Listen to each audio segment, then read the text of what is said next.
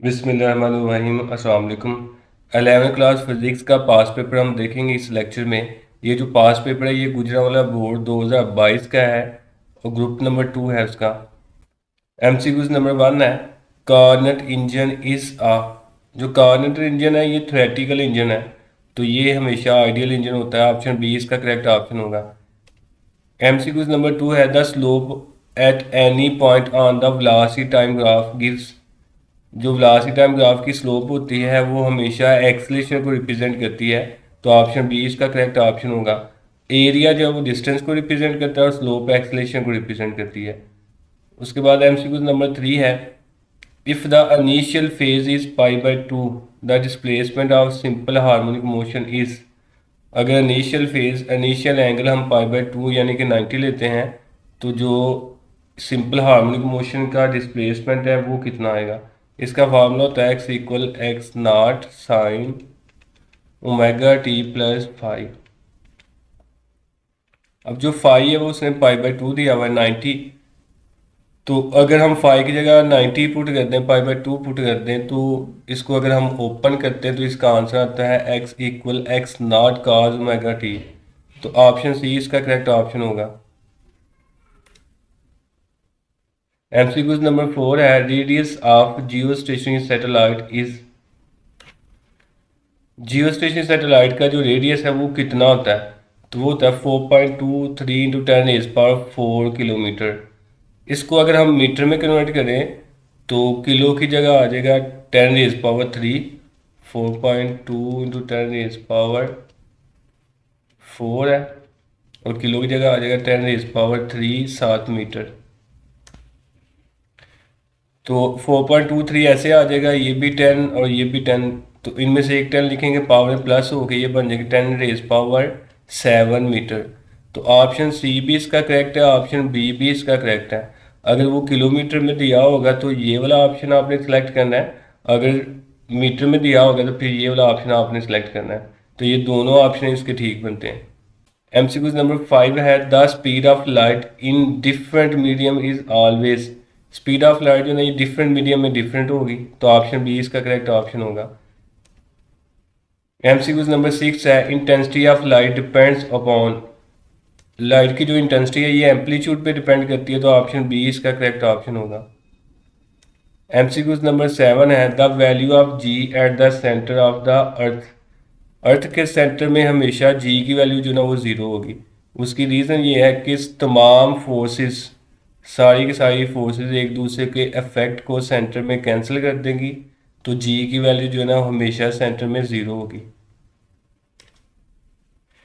MCQ number 8 है, dimensions of F cross L over M का square root है, तो इसकी डायमेंशन आपने बतानी है।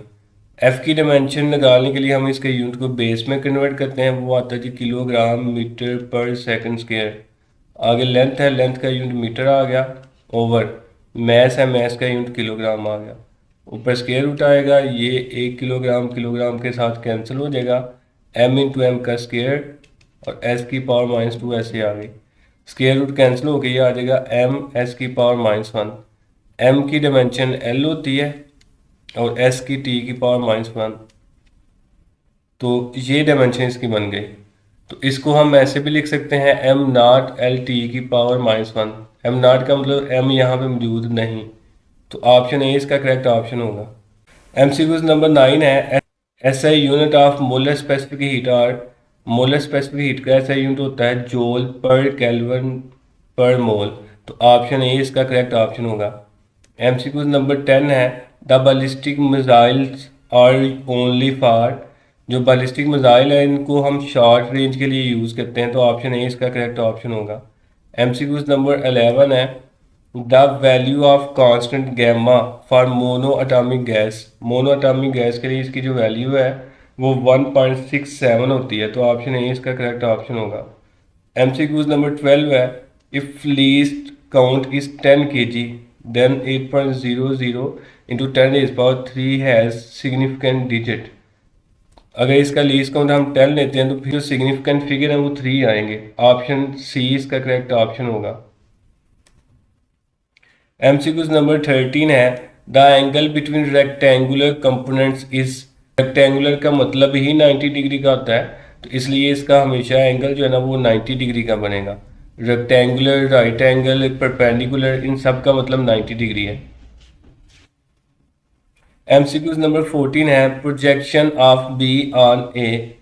Projection along b on a जो है ना वो बी कॉस थीटा होगी, तो ऑप्शन बी इसका करेक्ट ऑप्शन है।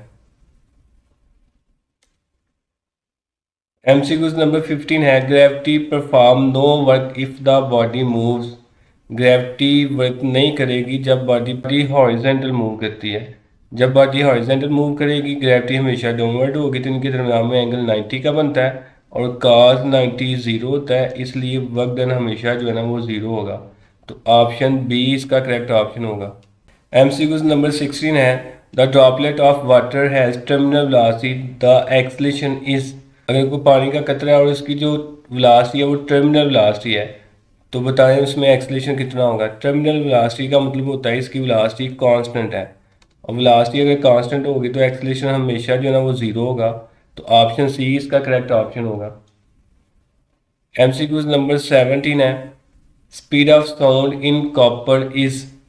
स्पीड ऑफ साउंड जो है ना वो कॉपर में 3600 मीटर पर सेकंड होती है, तो ऑप्शन बी इसका करेक्ट ऑप्शन होगा।